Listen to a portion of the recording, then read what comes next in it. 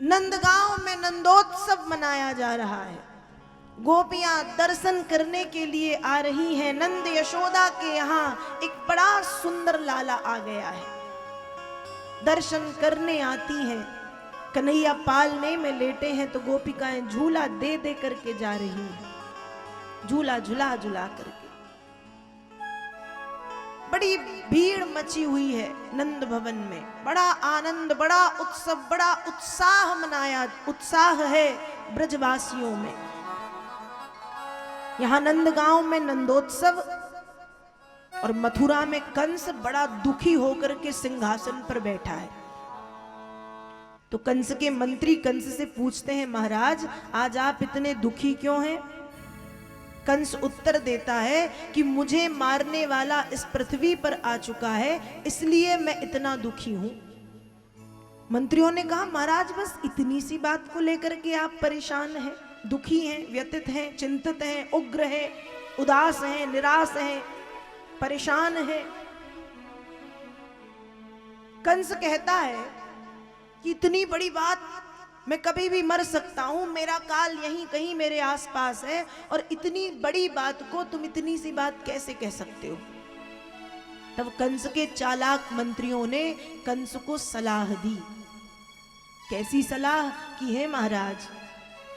मथुरा नगर में और मथुरा नगर के आसपास के क्षेत्रों में जितने भी बालक और बालिकाओं ने जन्म लिया है, आप उन सबको मरवा दो। कंस ने कहा, उससे क्या होगा? कहा, उससे यह होगा कि यदि आपका घोर शत्रु उन बालक बालिकाओं के बीच में हुआ तो वो भी मर जाएगा। कंस कहता है, वाह मंत्रियों वाह, तुमने क्या सलाह दी है। अपने चालाक मंत्रियों की सलाह मान करके कंस ने संपूर्ण नगर में और आसपास के क्षेत्रों में राक्षसों को, राक्षसियों को, दूतों को, सेवकों को, सैनिकों को भेज भेज करके छोटे छोटे से शिशुओं को, बालक बालिकाओं को मारने की आज्ञा दे दी। और कंस की जो सबसे बलवान राक्षसी है, जिसका नाम है पूतना, कंस ने पूतना को बुलाया। पूतना आई। कंस ने कहा कि पूतना, मैंने सुना है गोकुल में नंद यशोदा के यहाँ एक बहुत सुंदर बालक हुआ है वृद्धावस्था में। तो पूतना, तुम्हें मेरा एक काम करना है, तुम गोकुल में जाओ और जाकर के उसे मार आओ।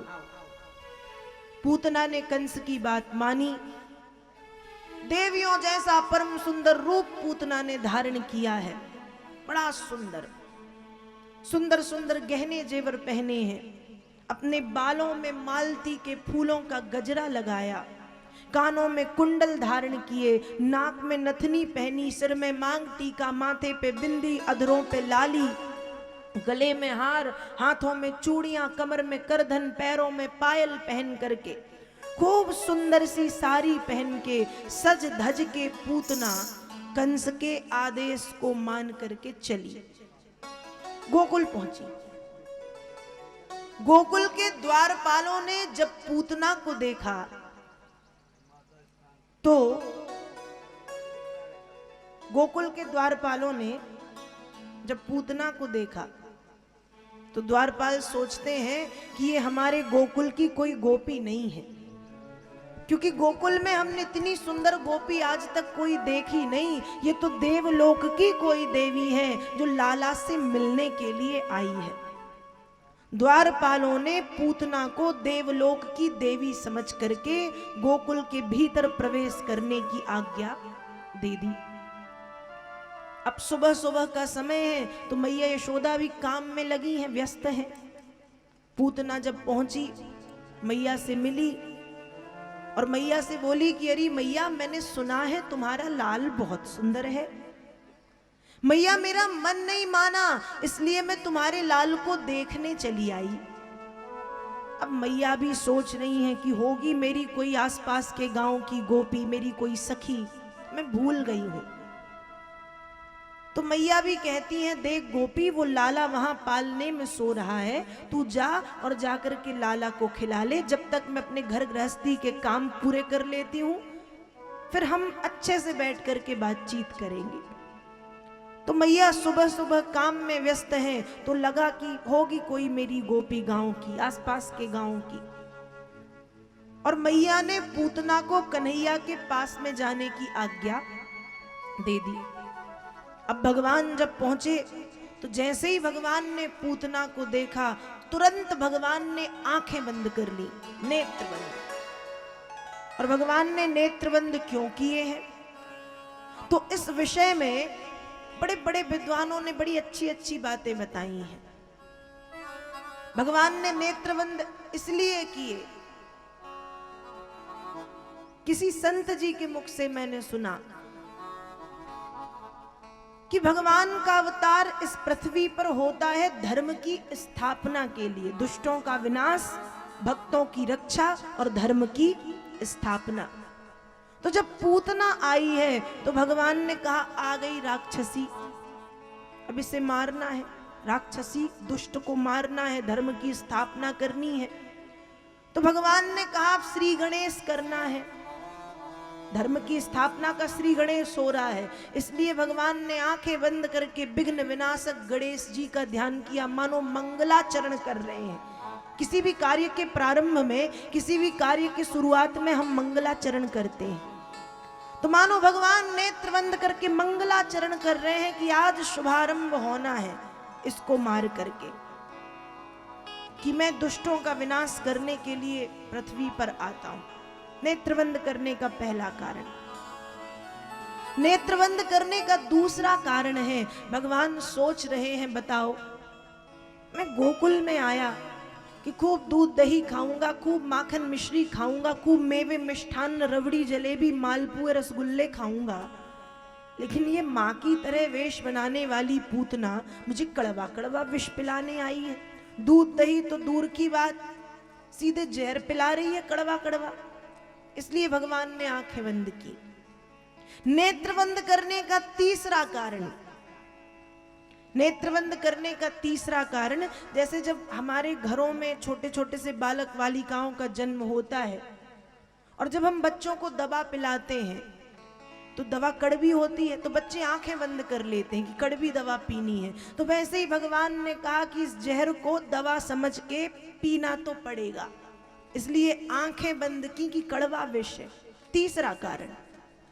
नेत्र बंद करने का चौथा कारण, चौथा कारण यह है, नेत्र बंद करके भगवान कृष्ण, भगवान भोलेनाथ का ध्यान कर रहे हैं और कह रहे हैं कि पूतना तू तो नकली काल बनकर के मुझे मारने के लिए आई है, लेकिन मेरे जो भोलेनाथ हैं वो कालों के काल महाकाल है। तो नेत्र बंद करके भगवान शिव का ध्यान किया है कि हे भूत भावन भोलेनाथ, नमामि शमीशान निर्वाण रूपम विभुम व्यापकं ब्रह्म वेद स्वरूपम अजं निर्गुणं निर्विकल्पं निरीयं चिदाकाशमाकाशवासं भजेऽहम्। निराकार मोंकार मूलं तुरीयं गिरा ज्ञान गोतीतमीशं गिरीशं करालं महाकाल कालं कृपालुं गुणागार संसार पारं नतोऽहम्।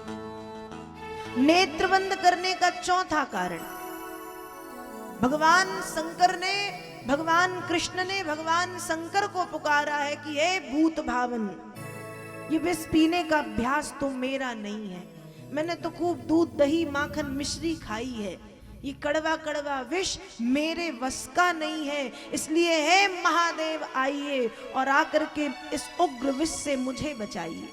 नेत्र बंद करके कृष्ण ने शिव का ध्यान किया है, नेत्र बंद करने का चौथा कारण। और नेत्र बंद करने का पांचवा कारण, पांचवा कारण क्या है? भगवान सोच रहे हैं कि पूतना, तूने मां के रूप में आकर के मुझे धर्म संकट में डाल दिया। अहो वकीयम स्तन कालकूटम जिघांसयः पाययदप्यसाध्वी लेवे गतिं धात्र्युचितां ततोऽन्यं कंबादयालुं शरणं व्रजे। नेत्र बंद करके